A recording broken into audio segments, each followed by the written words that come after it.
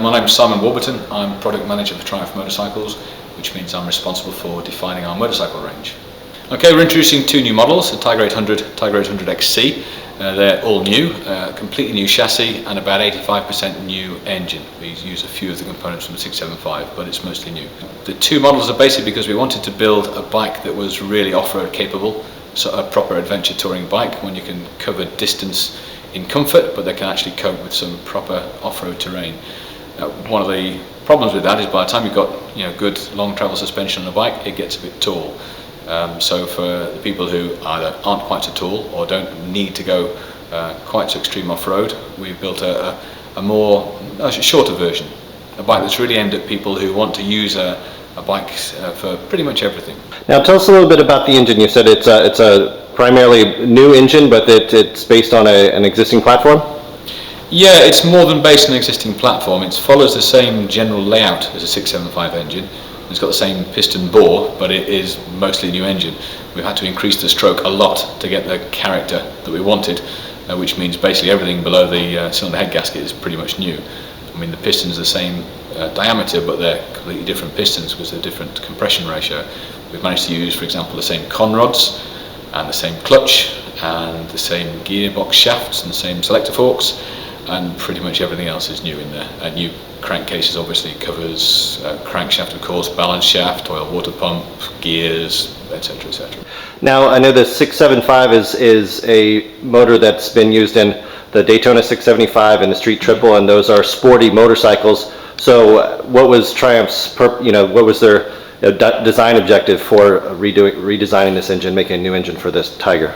Well, as you said, the 675 is a sports bike engine, and it's a fantastic sports bike engine. I love it. Everybody who rides it loves it, but it's got quite an aggressive character, and it wouldn't have been right for a bike that's meant to be all-day comfortable, accessible, very easy and smooth.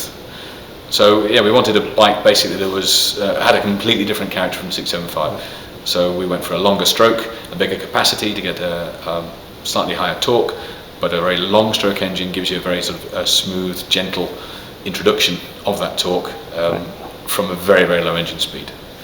Now, being an adventure touring motorcycle, could you go through some of the different features? These are bikes that many people will ride on the road, but adventure touring motorcycles, some people will take off-road. So what are some of the features that allow that versatility? Yeah, as you say, the idea is you can keep going when the road stops. I mean, we're not talking about going motocross racing here, but when you've got no surface on the road and it starts to get bumpy and rutted, as it can do in some parts of the world, you can just keep on going.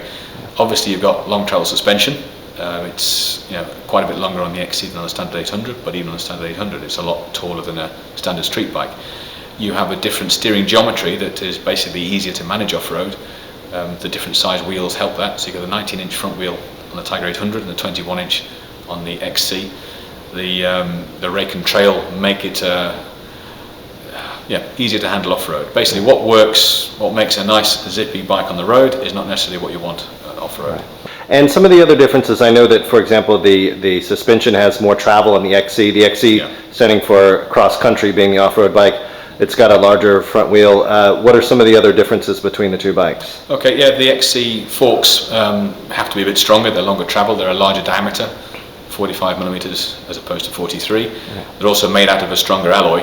The aluminium alloy used in the stanchions is stiffer, is stronger, has to be.